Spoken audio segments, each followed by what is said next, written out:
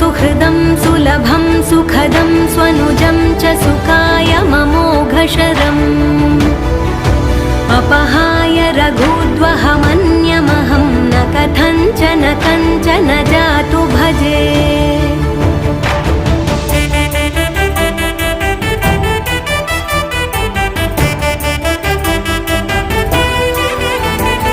विना वेङ्कटेशं ननाथो ननाथः सदा वेङ्कटेशं स्मरामि स्मरामि।